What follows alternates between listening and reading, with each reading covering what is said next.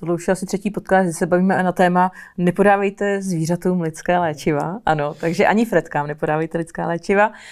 Nicméně u těch fretek je to ještě složitější asi o tom, že můžou je i někde najít. To znamená, předpokládám, že je můžou pozřít i bez toho, že by jim je někdo aktivně dával. Ano, přesně tak, proto právě musí být i ta domácnost nebo i ten pokoj fretky proof. Fretka friendly a fretka proof. Přesně tak, Pěkný. protože ten chovatel právě by měl zamezit právě k přístupu k takovýmhle lékům a podobně, protože ta fretka si to dokáže najít, dokáže si otevřít nějaká dvířka a všechno pěkně vzít.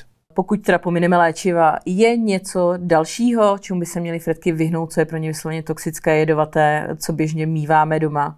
Co se týče květin, tak tam dobrá zpráva pro chovatele je ten, že oni většinou si těch květin nevšímají vůbec.